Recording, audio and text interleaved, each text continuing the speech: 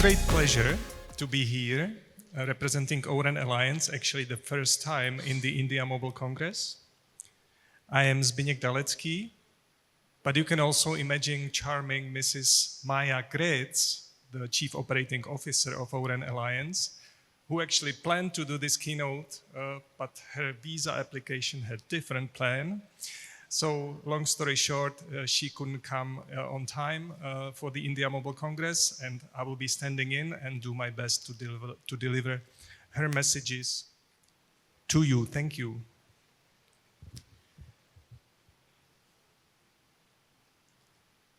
There it comes. Messages about 5G evolution through intelligent RAN and how ORAN Alliance plays its role in this innovation. Well, let me start with introducing ORAN Alliance. ORAN Alliance has been founded in 2018 by 5 visionary operators: AT&T, China Mobile, Deutsche Telekom, NTT Docomo, and Orange.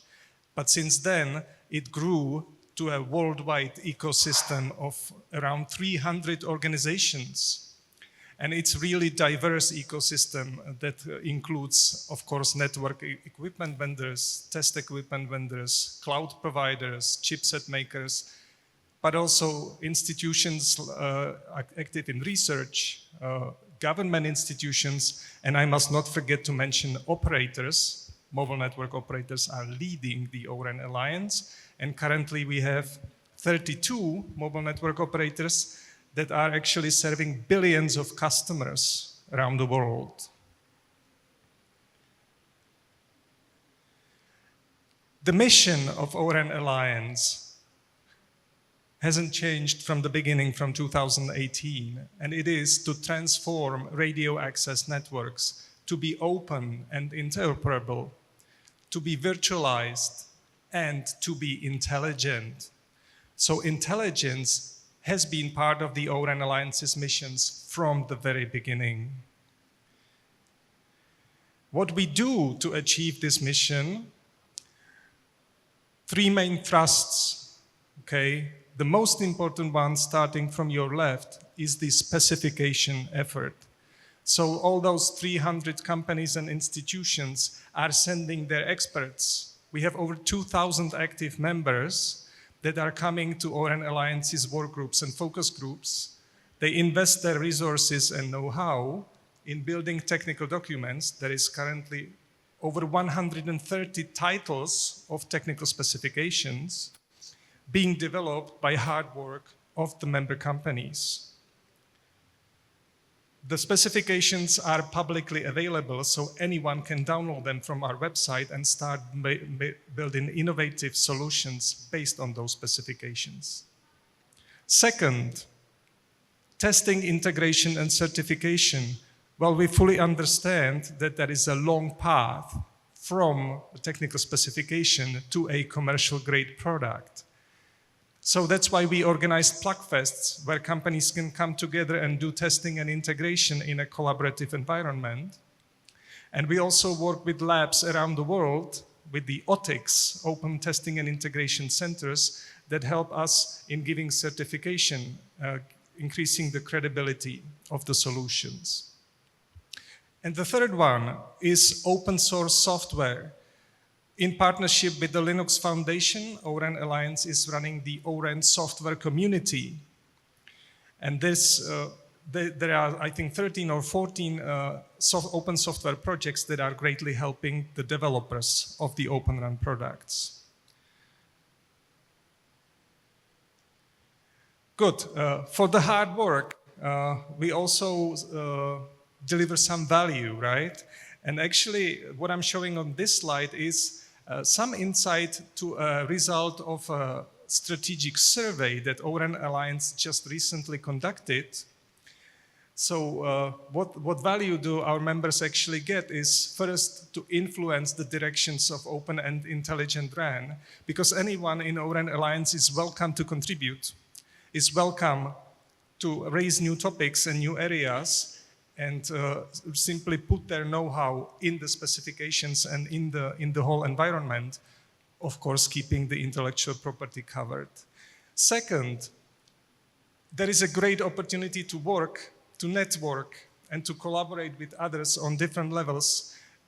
Like I said, it's a huge open ecosystem around the world, and it's a great opportunity to network. Third highlight is to understand ORAN as such and its role in the industry. So to say, be part of the game. Okay, and last but not least, it has some prestige for companies to be recognized as members of ORAN Alliance. Yeah. But let me stop talking about ORAN Alliance and let's focus on the openness and intelligence, because we're talking about how intelligent it can improve the network. So in ORAN Alliance, we believe that openness drives intelligence. Because without openness, the innovation would be domain of just a few.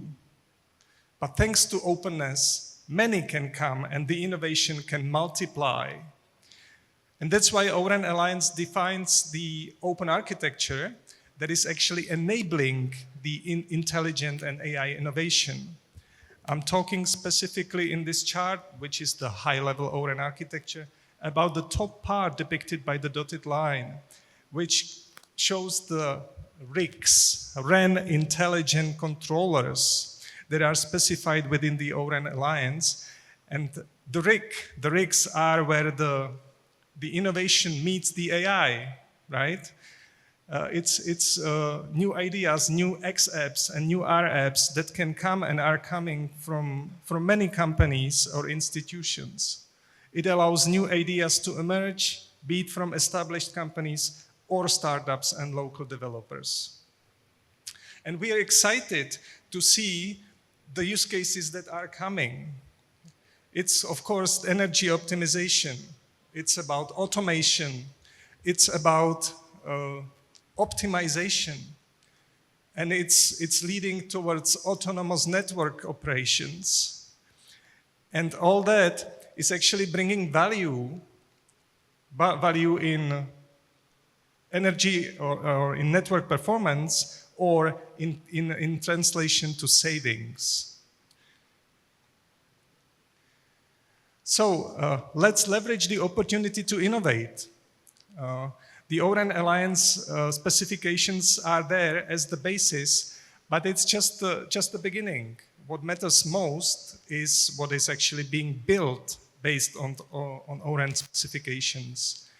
And I would like to encourage Indian companies and institutions to join ORAN Alliance and contribute and shape the way the networks are being built in the existing generation, but also on the way towards the next generation of AI native and open 6G. India is renowned for one of the fastest 5G rollout in the world, and it's a great achievement, big achievement by the operators and their partners in the country. So there is a great innovative potential through intelligent RAN, and I would like to invite companies to become part of the ORAN Alliance and help us achieving the mission. Let's leverage the opportunity to innovate through intelligent and AI in the RAN. Thank you. Now we would proceed with the panel discussion. And for that, I would like to invite our speakers here. Please help me in welcoming Vikas Shukeen, SVP Network Mobility, Bharti Airtel. Vikas Dikshit, AVP New Product Introduction, Reliance Jio.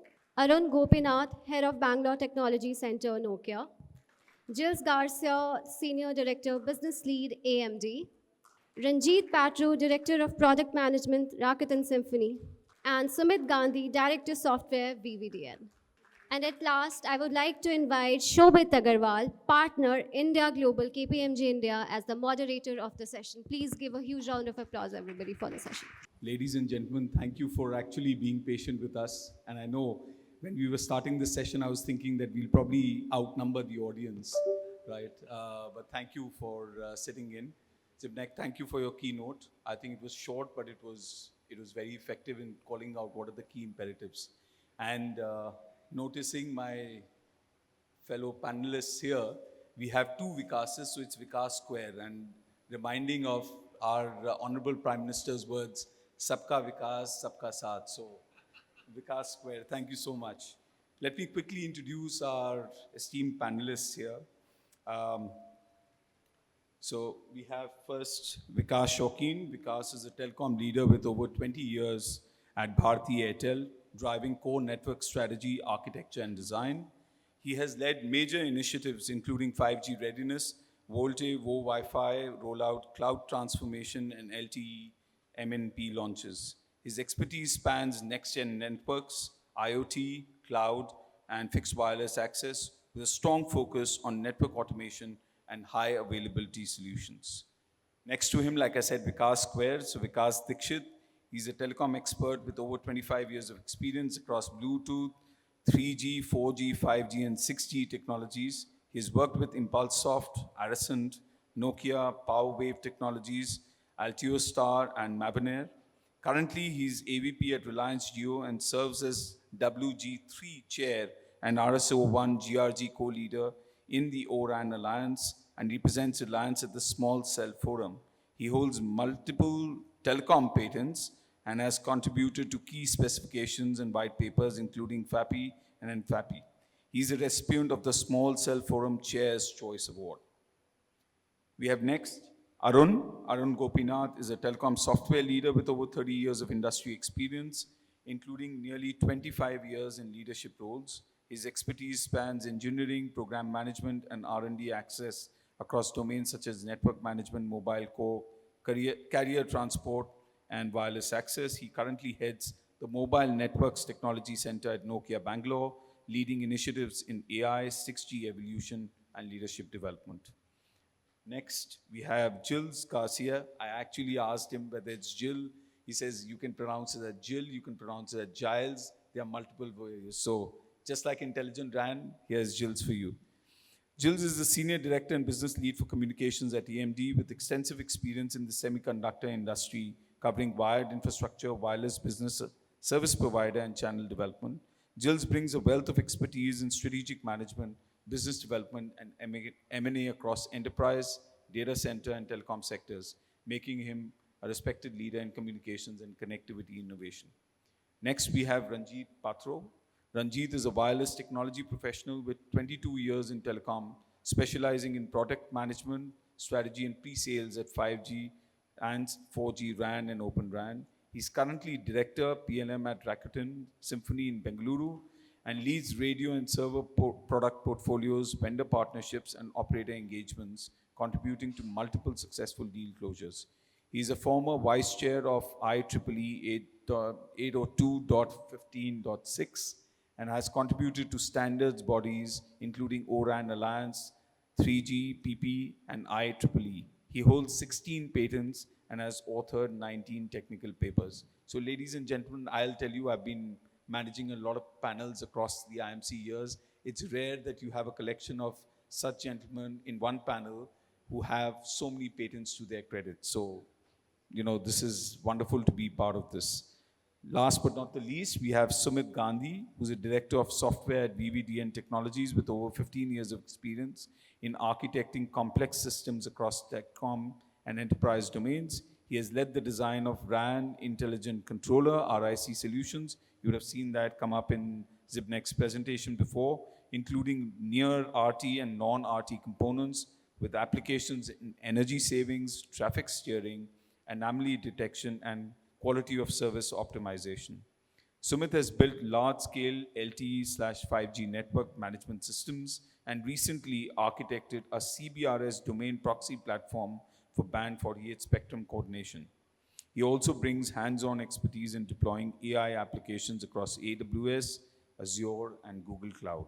So that's so much for our panelists. Let me just say a few words and then we'll dive into question and answers with our fellow panelists. You know, this session is about exploring how intelligent radio access networks, or intelligent RAN, are shaping the evolution of 5G by also leveraging AI and advanced automation, and how this affects the trinity of our ecosystem.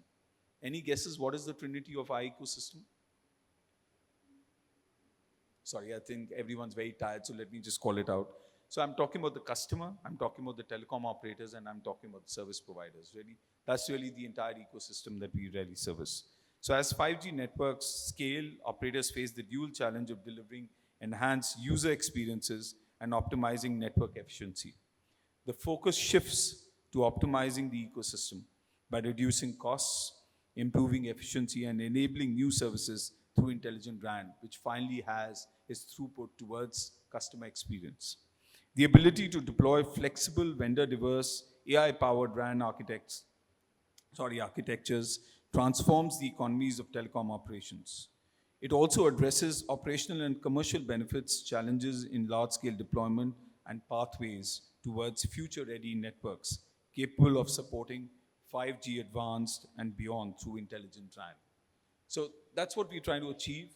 Please feel free. We have reserved some time in terms of questions. If you want to answer, put anything towards any of the specific panelists, please call that out. If you would want to also name yourself, please do that. Love to identify yourself.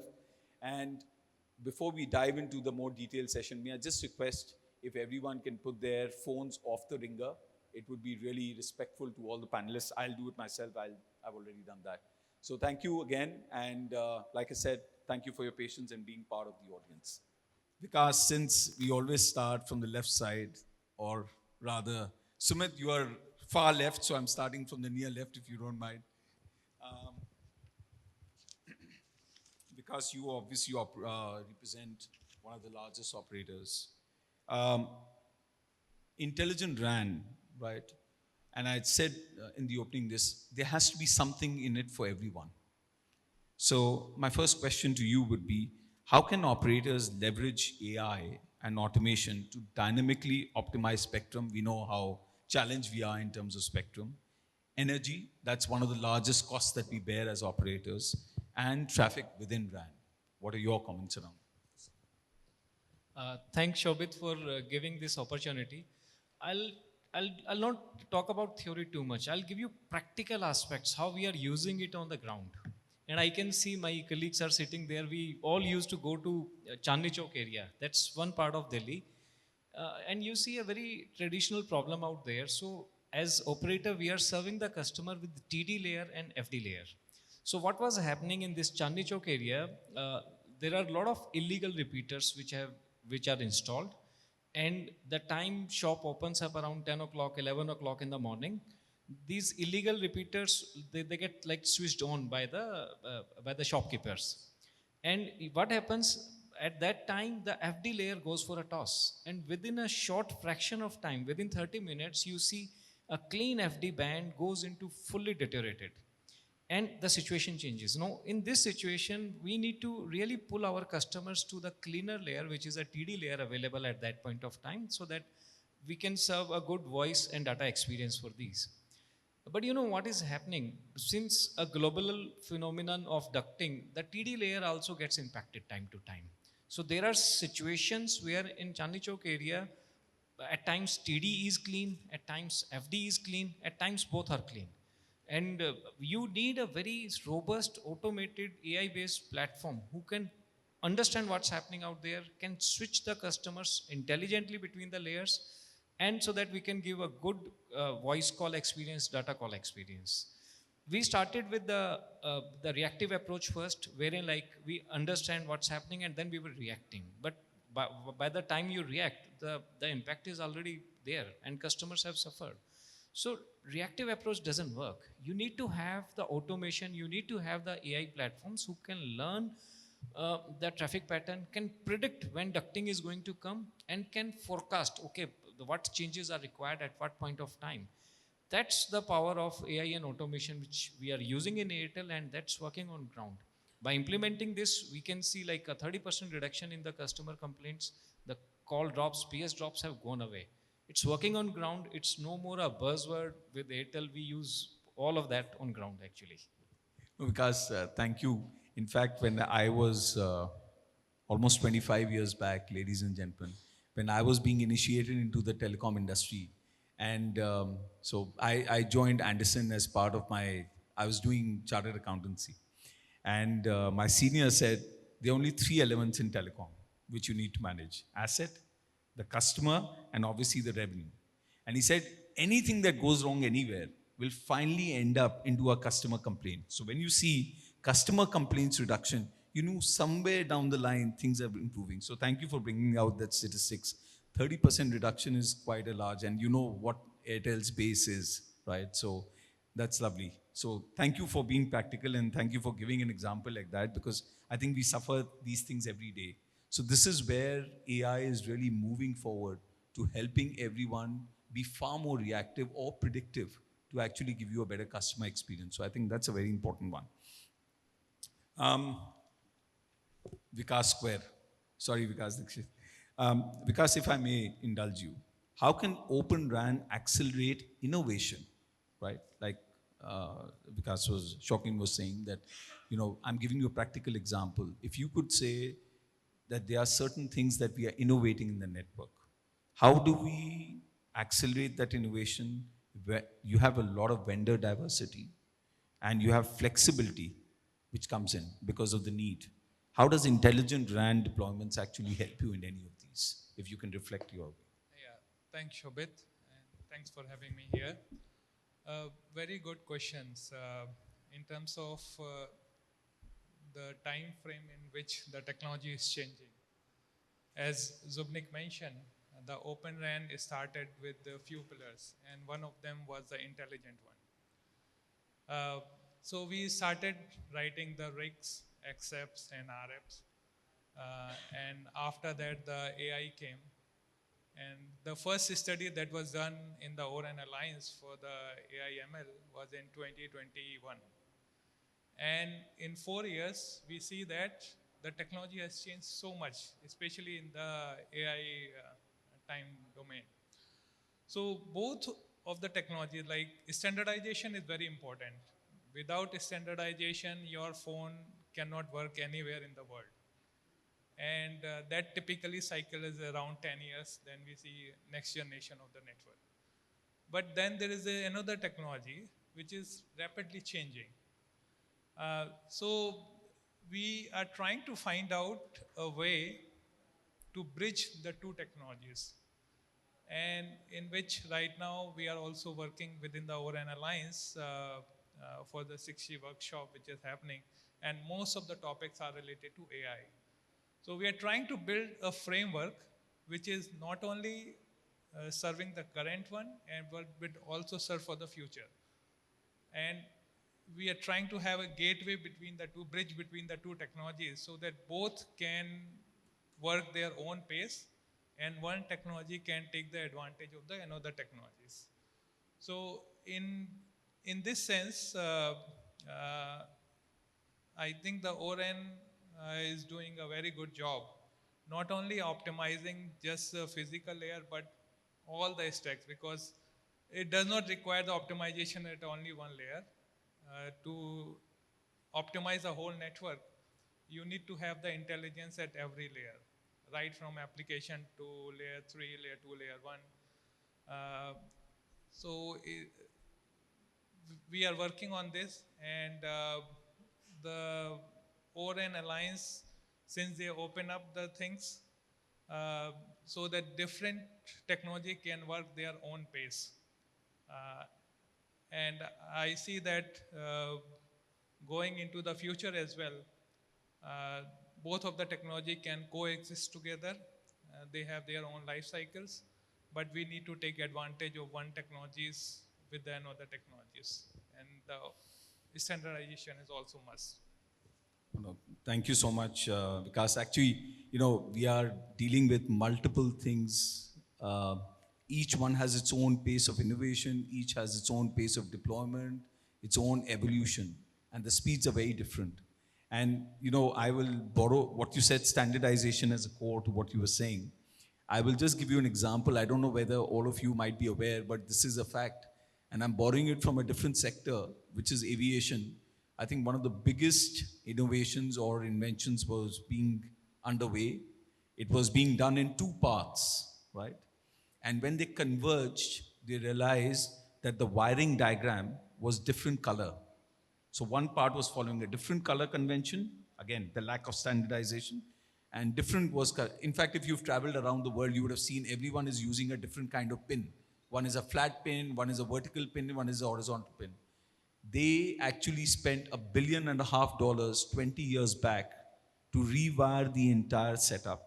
It delayed the program by 2 years, ladies and gentlemen. So this is where standardization, when you have such high innovation platforms, is very important. So thank you for bringing that out, Vikas. I think that's a very important one as well. Arun, may I just shift to you quickly? How is intelligent RAN enhancing 5G network performance compared to traditional RAN architectures? Vikas just talked about, how we started with the open. If you could reflect more on that journey, because customers need to understand how many million parts are coming together to actually give them that customer experience. Thanks, Shobit, and thanks once again for this opportunity of being here at IMC. So yes, I think in traditional RAN, you would sense what was happening. You would observe what was happening and programmatically react to it. Yeah. Now, like we like to say in Nokia, as we are progressing, we are not just sensing, we want to sense, think, and act. Sense with the observability, think with AI and ML, yeah, and act with automation. And the intelligence that AI is helping to bring in, yeah, there are supervised learning algorithms which will help you to detect traffic patterns, predict how the next set of pattern would be.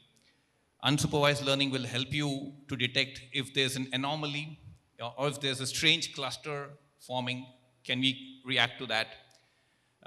We can make use of reinforcement learning to try and improve the overall performance. For example, there are tons of parameters, and today you have networks which are multi-vendor, multi-generation. There are 2G networks together with 5G and 6G. So just think of the number of parameters that you have to control. Yeah, I think manually not possible. Yeah, that's where I think intelligence is helping a lot.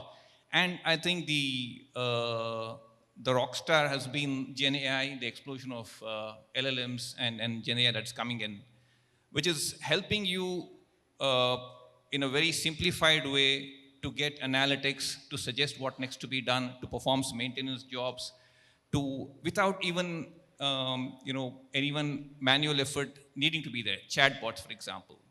So I think the net effect of all of this, we are seeing, for example, with some of our operators, 60% improvement in issue resolution, about 20% improvement in the downlink throughput. To give one very concrete example, in the Hajj pilgrimage of last year, there were footfalls of nearly 1 million connected users at a point in time, 20,000 users per site active. Yeah, we were able to manage that thanks to some of the intelligent systems that would put in all of this into place, and it actually was able to service 20%, 27% increase in the volume of the traffic with a 10% increase in the data throughput. So I think a lot of these aspects, is what makes the intelligent RAN that much more effective. Yeah. Thanks, Arun. Yeah. I'll take one practical example here. See, we are in Yashobhumi. So what's going to happen in midnight? 2 o'clock midnight, no one will be here. There will be some security guards. Currently what's happening, all the radios are radiating at full power. I'm radiating 6 radio spectrums. In night, around 2 a.m., do you need all that 6 radios to be radiating? No. That's the power of the intelligent RAN and the AI. Wherein we are going to tweak around the parameters, reduce the power, turn off the radios, ensuring the user experience is maintained while we end up saving a lot of money, a lot of energy. As far as operator is concerned, I mean to say 70-80% of the energy is spent on radio. And the OPEX is the cost which is being spent to run the network. And it has 2 components. The first one is rent, which is 50%. Another 50% is energy. With the help of this initiative, intelligent radio, while I'll tell you about Airtel journey. We started with the static rules, implementing the rules in commercial areas. We will turn off the radio, reduce the power. By doing a static thing, we saved almost 20% of energy. But we figured out that's not enough. We can do much more. Then we started learning it and started putting it in zone wherein like we do it on the reactive basis. Okay, when the traffic drops, then we will start changing the things. But that was also not enough. That have again given us a lot of saving, but that was not enough because like it's a huge money which is being spent on energy. Then we brought in a predictive model clubbed with the AI, and now what's happening? The AI can predict Saturday, Sunday, it's a weekend, commercial offices, there will not be anyone. It automatically predicts and start taking actions. That's how the user experience is maintained, and we are saving huge. Like it's 3x saving now we are doing the way we started old back in 21. So it's something which is like literally saving us millions of dollars on the ground. And while you were saying that, Vikas, thank you for highlighting that. Three things came to my mind. One was what you said about self-optimizing, right? You don't have to wait for it, it'll happen by itself. It's the automation effect. And money saved is money earned, right, ladies and gentlemen? And we know where investors and stakeholders are being very happy because the market caps are rising thanks to the better profitability. So completely agree. I think it's very important. We don't need manual interventions in this. It is now being automated. The more predictability that comes in the system and accurately predicting it, you can actually save a lot of money, effort, and use that to be invested in areas to actually improve customer experience. So why not? Thank you so much for adding in there. Let me move over to Jill. And Jill, I know that you've been working across. You are a very regular visitor to India. Thank you so much for the sponsorship. We've seen technologies move. We had obviously no G to a 1G to a 2G, 3G, 4G, 5G. Now we are in 5G advanced, hopefully moving into 6G, and no one will really feel the pinch of investing. So question for you, with RAN evolution to 5G advanced, 6G, vRAN, Cloud RAN, what is or are the right technologies for those different use cases? And if I may ask you the second part of the question as well, how do we select the right AI technology, and what can be done today to address 5G advanced 6G POCs and be ready for the hallowed 6G deployment? Thank you. It's a broad question, and I'm sure that some panelists will have things to add. So AMD, we are a technology provider. So we are focusing about how can we help our customers and the customers of our customers to achieve and resolve their challenges. You were talking about the power that you are switching off the radio. In the near future, with AI, you will be able to even to shut down only a portion of the radio. And something in terms of user experience, being able to have better spectrum efficiency, to have new use cases that you will be able to have multi-sharing with PIM constellations, allowing all those high coverage and density to have clean SLAs for the operator. So I think AI is a key turning point for the operators to be able to save money and to monetize the network, finally. But now, when you are talking about Cloud RAN or Edge RAN or traditional or far Edge RAN, the technology that you will use to run AI will be completely different. When you are centralized, you need to have large compute capabilities, and you don't care so much about the latency. When you are close to your user, the latency is, everybody is paranoid. Today, I'm on my phone, and I will use Orange as an example, so to not frustrate anybody here. If I'm using ChatGPT and I'm not getting the answer in the next blinking of the eye, I will say, what's going on with my connection? And I think that we are all used to those type of speed. And so in order to give a new user experience, having AI in the radio and in the base stations to allow all those parameters that are available to really dictate and help the prediction of, oh, Mr. Gilles will go in this area every week, 5 days a week, he's paying a lot of money or not enough, let's give him the right SLA that he's getting. All of these will be even more capable when AI will be available. And when you are close to the end user, you cannot have GPUs. Again, we are selling GPUs. So I will love to have more GPUs on the radio, but since power is a big issue, you will not be able to do that. So you need to have very advanced AI technology, low power, the power almost on the per user basis. So suddenly that's giving new capabilities for the operators to monetize new services or monetize reducing their OPEX. And so the key things to choose the technology is where do you want to have those AI capabilities and what are the key parameters? Is it latency and power, low power that you need that will drive a certain type of technology? Is it on the edge where CPUs could be the right fit for the AI, or will it be on the data center where GPUs will aggregate all those very large models? So it's really depending of where you want to be, where you are, and how your Cloud RAN will potentially use large CPUs, servers to do the AI, where in your bottom of the tower base stations, you will need very efficient AI technology that can fit into a SoC or into low-end CPUs or into FPGA SoCs. And with AMD, our CEO is always saying, one size does not fit all. And so we need to make sure that, first of all, asking our customers and the customers of customers, where do you need what? What are the challenges so we can really answer to those? Fair. It's a multi-layered structure and it's a multi-vendor or service provider structure. So I think you're right.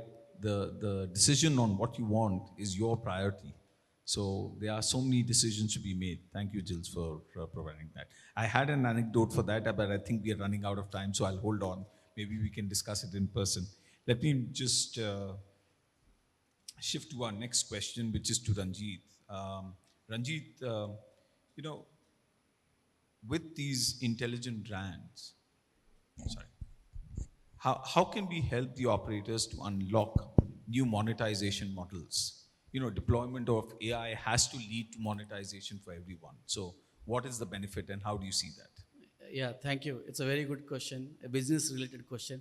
I'm sure we have operators here and they must be thinking about some models, how to generate more revenues. But I will give my viewpoints on certain aspects. So one is already Vikas covered, right? See, we have Open RAN, cloud native, disaggregated architecture, right? Which can run over the x86 based servers, commercial off the shelf, which AMD also makes those processors, right? Now, and you have a compute power at the edge, at the data center, and this compute power allows you to run RAN workloads, AI workloads, or any other workloads. And Vikas talked about during midnight after 2 a.m., there is not much traffic. So the question is, why not offload these computes for running the other workloads when you are not using the RAN functions, right? And I think this is where, for example, for the AI, we can say AI inferencing or AI training as a service. Why not operators provide that as a service? Why should we rely on the data center players, right? Why operator cannot play that role, right? That is something we need to think about it. And this is definitely a challenge because operators have a cycle of replacing the hardware. They are currently with the legacy hardware, right? It's not very easy to change that hardware. But at least going forward, they can make a decision that let me select a hardware, a compute system that is more flexible, adaptable, and scalable in the future, right? So that I can make money business out of it, right? So that is something to ponder and think about it. That is one aspect. The other aspect is currently if you look at, I'm trying to use the AI RAN here. Currently if you look at, we have something called GBR traffic, guaranteed bitrate, non-GBR traffic, right? And then we have voice, video, all different type of traffics. But these traffics are standardized by 3GPP. They have certain 5QIs and QA requirements, okay? It's all well defined. And there's not much challenge at the schedule level currently. There are fixed set of rules. If it's a GBR traffic, I know what to do at the scheduler. If it's a non-GBR traffic, I know what to do at the scheduler level, right? The question is, why AI run can't play a role of dynamic allocation rather than the fixed set of allocation of the PRB resources and provide that as a services for a differentiated connectivity or differentiated services for different set of users, right? I'm sure there will be challenges related to net neutrality, but going forward, I think we should also look at explore those aspects, in my opinion, right? So yeah, those are the few opportunities possible. Yeah. So Ranjit, you've just started your first controversy by calling out net neutrality and how this can be affected, but fine. Arun, you wanted to say something? Yeah, I think to add, I think this intelligence, Jill was mentioning about the intelligence at different layers, at the, for example, at the physical layer, and then there is a lot of thing happening in the cloud as well. I think this gives opportunity for different kind of models, network slicing being one. There's one more that, we are looking at, network as a code. What if the characteristics of the network itself was presented and for instance, you want to try out a connected car, yeah? So you get the data of the network and make your own analytics, yeah? You figure out that at this time of the day, the traffic is the least, so maybe I can do that. And in fact, Nokia is conducting a network as code hackathon where we want to, see out what more interesting models can come out of this. At Airtel, what we have seen recently, we are working on improving the user experience, and even if some users are facing problem, how quickly we can fix it. So when we started working on this project, we realized whenever user is giving a complaint, he is going to IVR, and IVR is asking user to press various options, press 1 for this, 2 for this, and all of that. And plenty of users, they were like not able to complete the cycle, they're dropping in between. So we brought AI in between, wherein like we put the chatbot who is speaking to customer, cutting short the entire thing. And user is directly speaking to like AI chatbot, telling what is the problem. And since it is a AI chatbot, it knows what is happening on the network, what is the performance, from which cell site user is being served. It knows the telemetry, and then it can tell whether genuinely user is facing a network problem or is it some customer like handset issue or device issue or something which has to be like linked to profile. So it can differentiate if it's a network or something else, and then it can route it to the right way where we can serve the customer well. So that's how we are using it on the ground. When we launched it, we figured out like we have to launch it in the local language. We recently launched it in Bihar region in Bhojpuri. It was a bit of challenge for us. But again, the time we launched, the customer complaints increased, and now we can see a genuine resolution of all of that complaints. So gone are the days where you will be pressing the buttons on the IVR. We have cut it out. Thank you for saying that.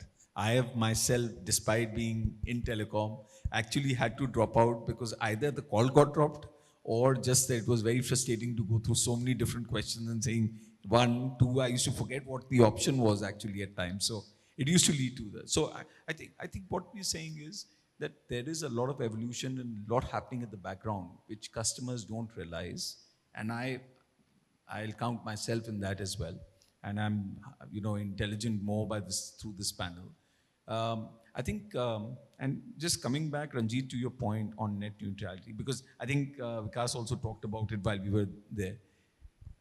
We cannot just call it out कि जितना आपने दिया उतना आपको मिलेगा. Right? आप 1000 रुपए के subscriber हो, sorry, I'm calling it out in Hindi. If you're a $10 subscriber, you will get a better value. And if you're a $2 customer, you will get not that value. So I think that's where some questions need to be answered. But somewhere, yes, while we have moved from the lower down $1 per as ARPU to now or possibly $3.5 and helped us improve our P&L and balance sheet, we need to consider that ultimately it is used as pay, right? And we have one of the, I think it's the lowest tariff per GB of usage anywhere around the world. It's unbelievable actually. When I used to have another country connection, ladies and gentlemen, and I realized what the real value of our connection in India is after I paid for that connection. So without doubt, it is a very different world. So Sumit, I'll come to you. Sorry, thank you for being patient. You were in the queue and it's a long queue, so sorry about that. Again, getting back to our original topic and just your reflection, how is intelligent RAN driving operational and commercial benefits for large-scale deployments? Because I know you've been the architect of a lot of large-scale deployments. How do you see that happening there? Yeah, sure. Thank you for the question, Shobit. So our panelists have talked about so many real use cases. I'll take one more real use case that we see in our daily life, right? We use mobile phone, and in our the telecom network, whether it is Airtel, Jio, or anyone, we see the RAT, radio access technology, whether it is LTE or 5G, sorry, right? So how it is decided today? This is, if we talk in terms of traditional RAN, so there are tremendous amount of parameters which are fixed right now, right? And or maybe based on some predefined rules, it is defined that if there is a congestion, so for sure it will fall down to LTE or 5G. Now with intelligent RAN coming into picture, right? What we would do is we would have a multi-RAT traffic steering application running on the RAN intelligent controller. For sure, it would be part of near Arteric, right? And with AI into this, so what we would do is we would use a classification algorithm. It can be a decision tree algorithm, or it can be a random forest, isolation forest. Based on the traffic, we would need to see whether we have to apply the LTE or the 5G. This is a kind of a classification we would be doing using the AI, right? So let's take an example of somebody, let's say in my phone, I'm using YouTube, and this is a video that is I'm streaming, right? So I should be getting a 5G, right? If there is any IoT based device, low network device which is there, so I can apply LT to it. This is where the major difference comes, whether to, why we should move to intelligent RAN rather than going with the traditional RAN. And with large scale deployment, it's a huge demand which is going to come, right? It's already there. We can see a lot of congestion. Vikas has talked about Yashobhumi example, right? The predictive analysis is actually comes into picture here. Now, based on so we, there in the Yashobhumi right now, we don't know how much traffic is going to come. We might anticipate, let's say there are 100,000 users, but it can be 10,000 or it can be 500,000, right? So how do we decide? It can not be taken care by traditional way of defining the fixed rules. So this is where AI, predictive analysis, maybe we can use some time series based algorithm like LSTM, and there's some more, right? This is where it would be very helpful. Now there's so many different examples we can take, like anomaly detection is another example, another use case where we have to identify the UE which is connecting to a network is anomalous or not, or a cell having the so much of congestion is anomalous or not. Now if my cell is anomalous, there are some predefined configurations defined for a cell. Now how do we make sure that we get benefit of AI here? Now I would combine one of the application within Vividin Technologies that we are working on is having, we all talk about Gen AI here, right? The predefined parameters which are there. Now, if I know my cell is anomalous, I would take this data, anomalous data, give it to the LLM, so it can be a Gamma or any LLM that we talk about, and get a new configuration from it. Basically, based on the anomalous the cell parameters, we would get the new parameters from here and would be applied to the G node Bs or E node Bs. So this is another example of AI which we are talking about. So for large scale deployments, for sure, traditional RAN is not going to stay along. So we have to move away. So at the end, we are talking about, we have already talked about so many different examples and keeping an eye on the time. So I would say intelligent RAN, I would end it with do it automatically, do it intelligently, and do it proactively. This is how I would end the intelligent RAN with. Jills has some comment to make, please.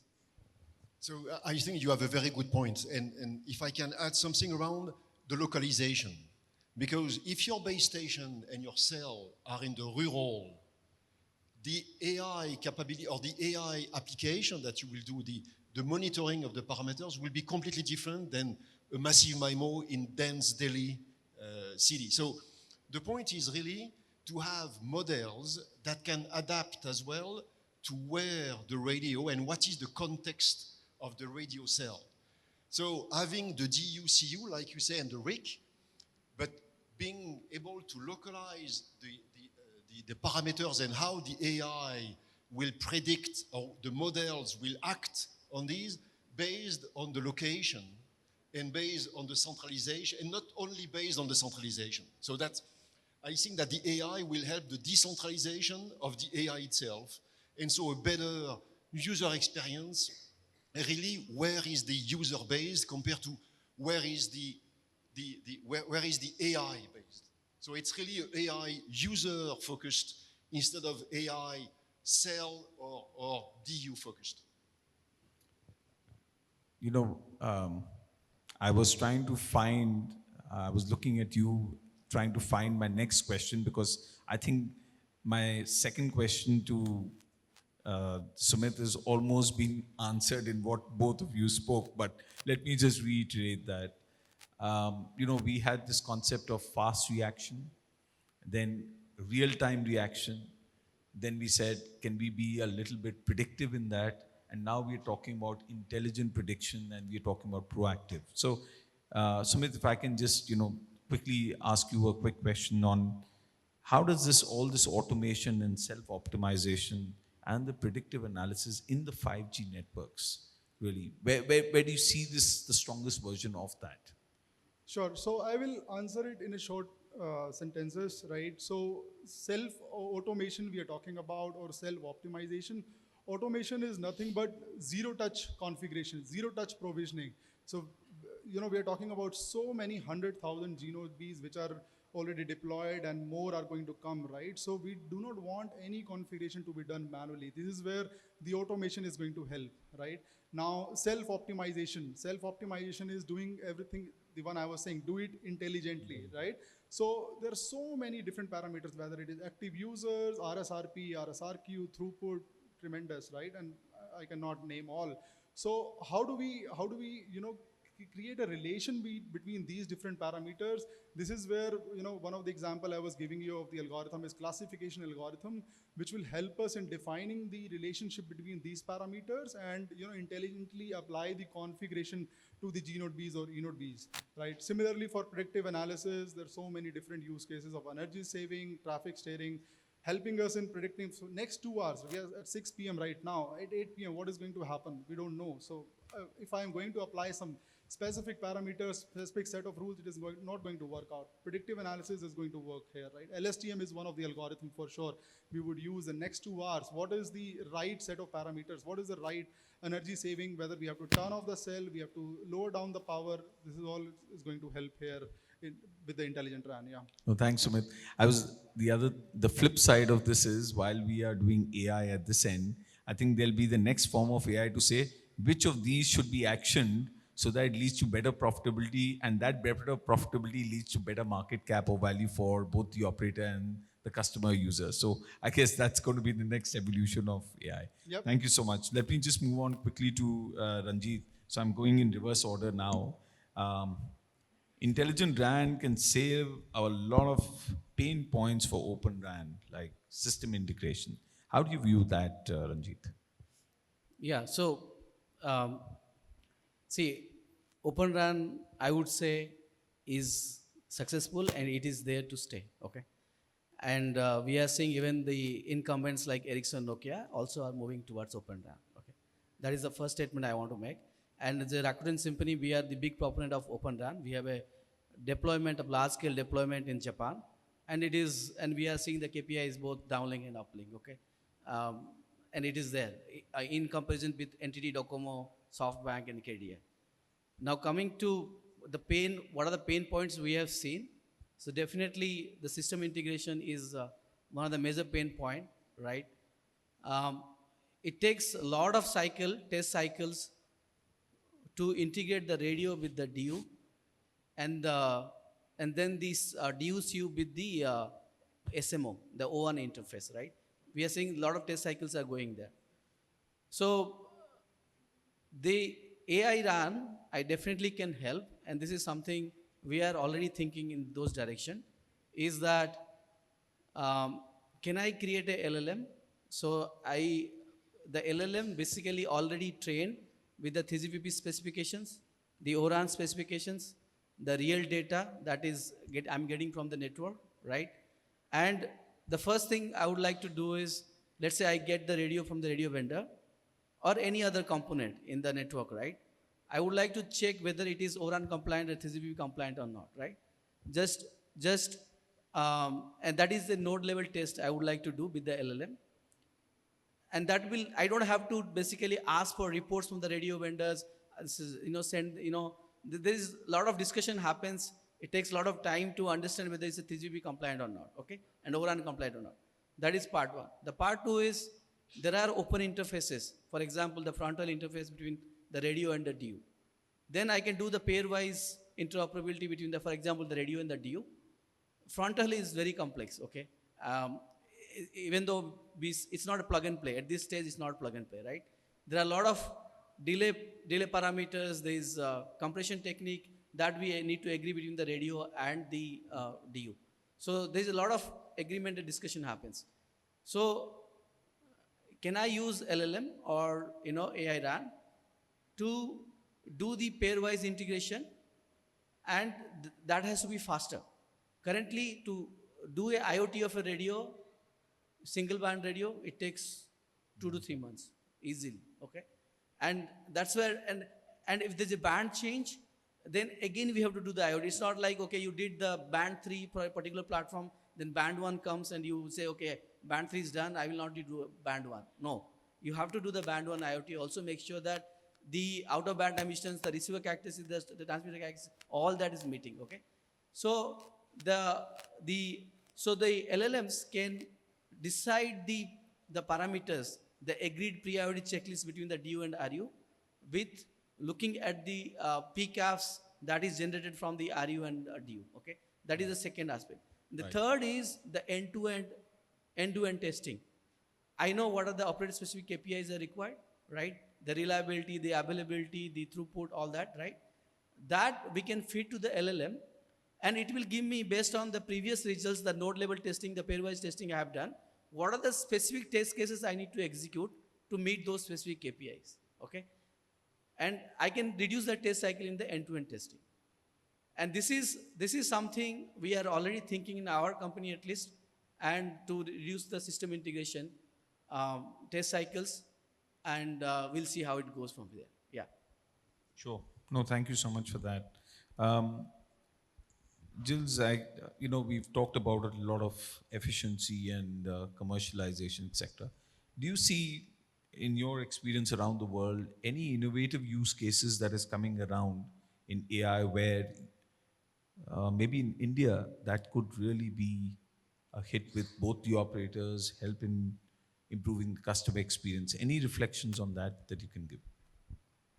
We were talking about it before the panel. So there is a use case which is the sensing. Again, we talk about IoT with a lot of sensors, but it's a difference. It's called ICAS, GCAS, DCAS, depending on who you are speaking with, which is integrated communication and sensing. And in fact, what it's doing is almost making your radio, and whatever it is, massive MIMO radios, a kind of radar to map what's going on in the area and the coverage of your radio. So think about something that suddenly can bring to the operators new services saying, oh, I recognize that there is cars coming. I will sell those data to the car maker or to the car maintenance, or there is a car stopped or there is a truck stopped. That, in fact, even if it's not connected, it will be recognized in the coverage. Back. And then the data will be there. After that, operators will be able to do whatever they want. But for that, for the sensing, AI will be important because you will have a model to recognize and to be able to then send the right data to somebody that will manage those data and those things. So we are starting to see that already in China happening. We are starting to see North America North America radio vendors and EMEA vendors are starting to also think, what does that mean for me as a vendor or a supplier or a customer of the customers, whatever it is the right word. And so that's important because suddenly the AI capabilities will give new venues to monetize the data. Because at the end, AI is what do you do with the data that you are capturing? What is your model? Is it for power efficiency, but that's a different data that you are capturing, or is it to generate new services? And so this sensing is something that could become important because we are seeing more drones delivery everywhere in the world, autonomous truck, autonomous cars coming, even if in India, autonomous car will be a little bit difficult the way you are driving, guys. Again, I don't want to drive in India, so, but that will be something that will add to the tools in the operator's hands to be able to monetize the network. So you said about driving, and I remember I was meeting with a delegation that had come from different parts of the world, and we were talking about F1, and that time Schumacher was ruling the roost, right? So I just happened to say that we have one Schumacher or one German who's at top of. In India, there are Schumachers you see everywhere. The kind of the way we drive. So, no, and what you said about the radar, and it reminded me of this evolution that we've seen in radar, even in commercial or in warfare radar. We had the tube technology, and then we came down to the look down, shoot down capability. Then it came to the PESA, the passive electronic scan array, and now you have ESA, which is active electronic scan array. So I guess this is going to get into evolution, but you're right, sensing and how to actually distribute that data, that's going to be important. Thanks for that, Jits. Arun, if I may quickly come to you. We talked so much about energy efficiency. I think everywhere today, like AI is the buzzword. Sorry, Ranjit, you want to add something to that? No, I was passing the mic. Okay, sorry. We also have ESG, which is sustainability, as an extremely important this. How do you see sustainability can be improved through intelligence RAN? By the way, we have a use case of network as a sensor, a demonstration. Please do visit our Nokia booth. So this is customer of customer effect that you can see on the panel itself. Right. So, Shobit, I think already the potential of using AI to control the energy management, I think Vikas explained very well. And we are actually seeing by the implementation of our Manta-Ray solution that we are able to exactly do these kind of things that do the sleep aware or kind of operations where that there is practically the network is sleeping. So not only do you turn that cell off or the cluster of the cell off, you can go one level higher and even turn the air conditioning off as well. Yep. So I think that level of intelligence is coming into the networks, and that is one part of it. But then using AI, we are improving the algorithms in every aspect. One example being the multi-user MIMO. Jill was referring to that. So can I, for example, we talk about sending out different beams on the radio waves, and perhaps if I'm sending out 12 beams, I can, on the same frequency, transmit 2 beams. Yep. And traditionally, if I were to do that, it would involve a lot of calculations. Yeah. The UE has to check that it has to send me back some signals, and I have to check that there's no interference between these two. Yep. A lot of time goes in the calculation, into computation, back and forth, and in case it fails, retransmission. Yeah. With AI, if you're able to do all of this just with models and which you learn over a period of time, you can achieve all of this without actually doing much of that compute. So I think energy savings is also coming from that aspect as well. So I think these are some of the examples. There are a lot more, but and I think especially the sustainability is being built into the 6G discussion. It's one of the main pillars as well. That in every step of the the overall discussion, you're able to do it. I would like to also just point out one use case on the S aspect, the social aspect. Yeah, you can actually use AI in the services deployment. When you have engineers, they climb up the towers for the maintenance. Yeah. Now, a lot of time, unfortunate accidents happen because they don't follow the simple basic norms of wearing the helmet, the hard hat, and so on. So that's because nobody's looking. Yeah. Now, what if AI is looking and immediately sends a beep back to the manager saying that this guy has not worn his harness, he's not worn his helmet. Yeah. So that's one very important aspect that we are seeing in the managing of the networks, where the S part of the network is also being taken care. So, you reminded me, I used to be part of forensics as well. And when the CCTV technology came in, and we used to say visual identification of any evidence is great. But if there was 6 hours of video, you had to scan through that, right? Now AI can do it very quickly because they detect the patterns, etc. So that's very true. Thank you for highlighting that.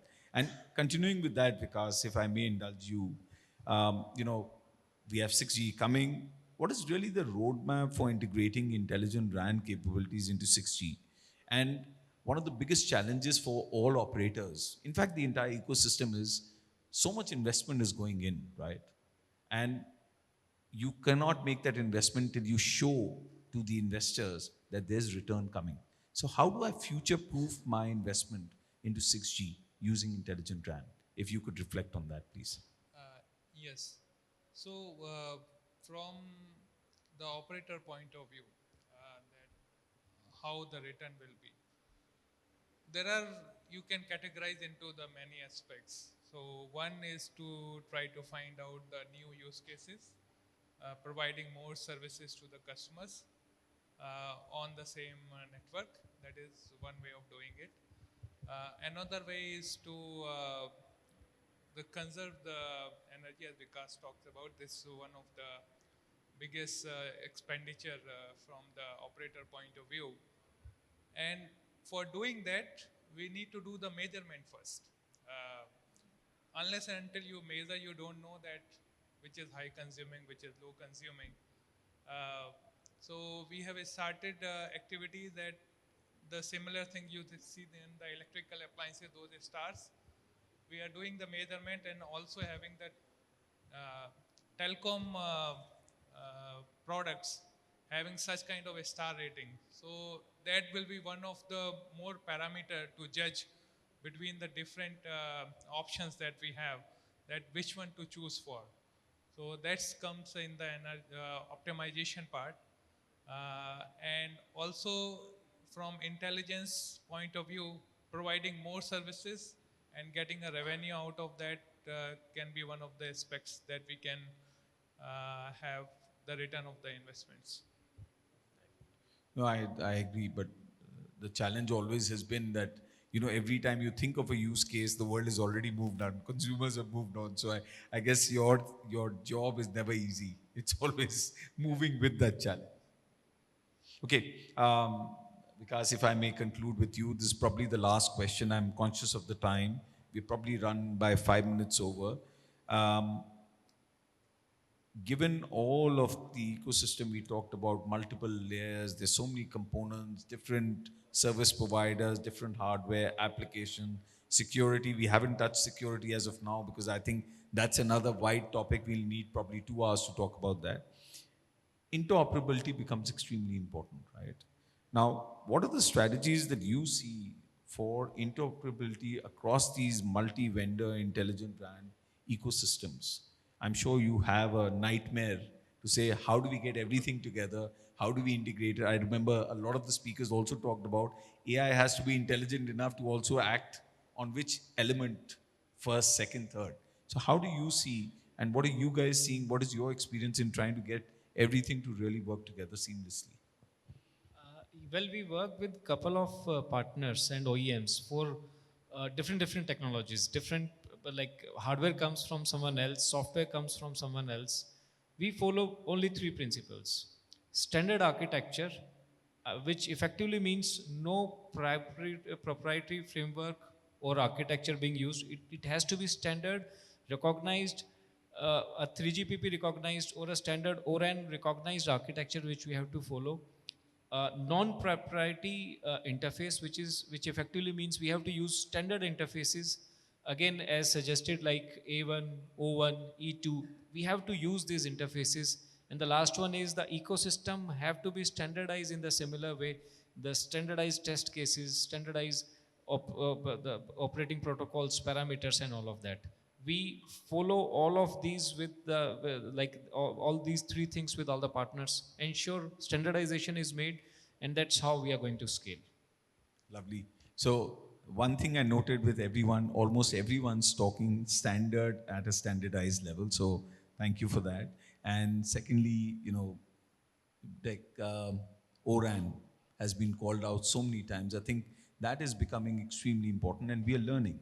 And with the ORAN frameworks that's been proposed, I think AI is probably going to be far better to create value for us. And so, with that, I think we might just squeeze in one question if there is enough patience left in the audience. Anyone has a question, and if you'd like to direct to any of the panelists specifically, and if you'd like to call out your name and introduce yourself first, sir, can we have a mic there, or should I just give you this one?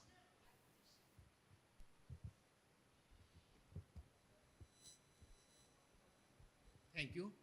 My question regarding sustainability. Sustainability is just such a topic that everybody get confused at the end of the day, and we are not having any measurement. Why are not coming some index of the sustainability? And you can say like the star rating. This is a 5-star sustainability, 4-star sustainability, so that we can say which equipment is giving the more sustainability. It is a complex subject, but we can make it use of this grading. And ITU and other organizations, they have to come out, because everybody is claiming their equipment is more sustainable than others. How customer, how operator can get involved it, and they can say yes. And suppose I am operator, how I can give the weightage for more sustainability when I don't have any parameter? I cannot evaluate the entire complex chain of the equipment. So some international body or ITU, it is their responsibility to come out with some index kind of framework, and so that operator can easily understand, yes, this operator, this OEM is more sustainable than compared to the other. Thank you. Okay, so probably I will start answering your thing. This is exactly the same thing we have also realized in the standard bodies, that there is no parameter especially to measure the sustainability. And first thing is to measure it, then only you can compare it. And we have recognized this, and within the ORAN Alliance, we are now having the KPIs for the sustainability. There is one more aspect in the sustainability called circular economy, that how the equipment, let's say rack has been made. So if there is some fault happens, you don't have to replace the full rack, you can just replace a part of it, or reuse the system once it has been out of service for some other purposes. So that has been also calculated as part of the sustainability KPIs. And we are having work within the ORAN Alliance just for this purpose. Try to make it very simple. Having some star ratings. We are also trying to have some star ratings for the telecom vendors as well. So the work is ongoing. Actually, it's a very good question, but it's a complex question, sir. I don't know, you didn't introduce yourself, so I'm not able to address you personally, but what Vikas is saying is whatever is being already put on, operators are taking it on. I don't know whether you saw 3-4 years back, a lot of operators started putting out their mission statement to say, we will be net zero by this year, right? So we are moving, and that is probably the first step of sustainability. Circular economy is a very important aspect, because there's a lot of waste that is being generated, especially electronic waste, and how we can use some part of it. I think it's not that there is no standards available. There are some standards available. You said rightly, ITU, there are the bodies that are putting it out, but it's not been publicized because there is a level of adoption that is being expected. Different operators will do it based on their needs, their regulation within their own country or their region. So it is a very important topic, I agree. But I think it's going to take time to really make it a very standard topic of, how you call it out. You have a follow-on question? Okay. If you don't mind, I think we are running out of time. You can possibly address it to each of the panelists subsequently. I'd just like to call this a quick closure, if I may, with the permission of the panelists, unless any of you have a half a minute add-on you'd like to do. or I'm standing in the way for drinks and dinner as well? You know, sustainability starts with the chips and the technology that you are doing. And I can tell you that at AMD, we have sustainability goals. If we have just renewed the goals. To give you an idea, we are saying that every 5 years, we will reduce by 30% the power consumption of our chipsets, whatever are the chipsets. And when we are discussing with operators, I can tell you that they are, how they say that, they are beating us, is the right word, beating us to say, which configuration, which applications are you getting those numbers? And we have groups that are doing benchmarks in order to provide, even sometimes with the software of the operators, in order to get with your software, this is the benchmark performance-wise, sustainability-wise that we are getting. And I like the point of sustainability, which starts with how do you regenerate or recycle those hardwares. So again, it's a very broad discussion. Sure, thank you, Jules. Ladies and gentlemen, thank you so much. It's, at least I have come out much richer and a lot more intelligent than what I was when I initiated the panel. So thank you again, and really thank you to the panelists for imparting that knowledge. Quick round of applause for all of them. Thank you. I know it's the last session, it's the dregs of everything, but thank you for making it lively and giving examples. And really, you know, one question was raised to me while we were doing our debriefing, that can we add to anyone's comments? So I said yes, absolutely. It is to make our conversation far more richer. Thank you, Smriti, over to Shobit. you. Thank you, everyone. Such an amazing panel, such amazing insights. It's my privilege to witness this panel, actually.